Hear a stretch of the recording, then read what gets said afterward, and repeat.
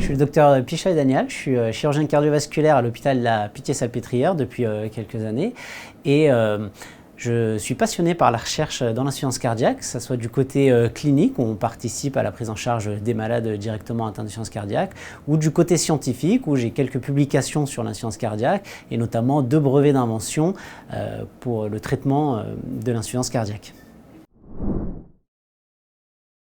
Le comité scientifique, en fait, on a un groupe de médecins, de chirurgiens et de chercheurs et notre but c'est d'évaluer un par un les projets qui vont nous être présentés pour améliorer la prise en charge des malades insuffisants cardiaques.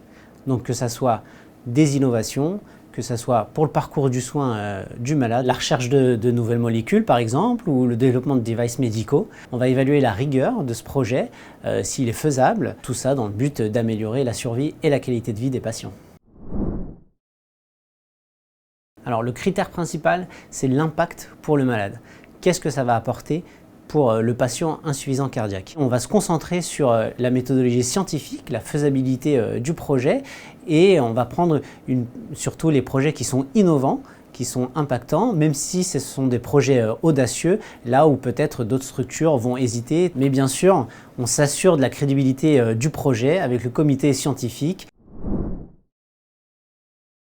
On va faire des appels à projets réguliers et puis sur des thématiques, par exemple le parcours du soin du patient, une innovation médicale. Comme on a dit, l'insuffisance cardiaque, c'est plus d'1 million de personnes en France et il y a 2 types. Il y a l'insuffisance cardiaque à effet diminué où le cœur n'arrive plus à se contracter et à envoyer du sang à tous les organes du système.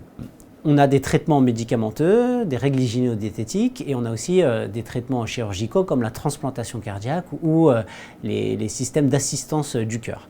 Le problème, c'est que la qualité, si on améliore la survie certes, mais la qualité de vie de ces malades est très impactée parce qu'une transplantation, ça reste lourd au long terme avec des traitements médicamenteux qui sont lourds. Donc il y a une nécessité de faire de la recherche pour améliorer la qualité de vie de ces patients.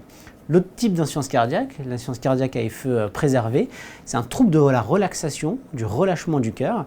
Et là, on a très peu de traitements établis, qui soient médicamenteux ou qui soient chirurgicaux. Et donc, il y a vraiment, dans ce deuxième type, un axe de recherche très important pour trouver des solutions à ces patients.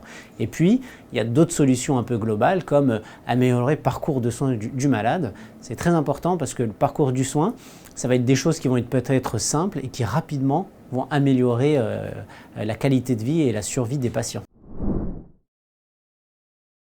Alors les projets scientifiques de recherche dans l'insuffisance cardiaque, donc c'est des gros projets, il y en a 2.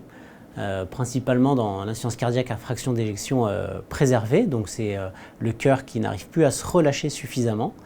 Et j'ai également 2 brevets d'invention qui sont déposés pour des machines pour décharger le cœur gauche et améliorer les patients atteints d'insuffisance cardiaque à fraction d'éjection préservée. Et puis tous les jours, dans ma pratique clinique, on lutte contre l'insuffisance cardiaque à effet diminué où le cœur n'arrive plus à pomper le sang en mettant des machines pour assister le cœur à court terme ou en participant par exemple au prélèvement de cœur dans les transplantations cardiaques.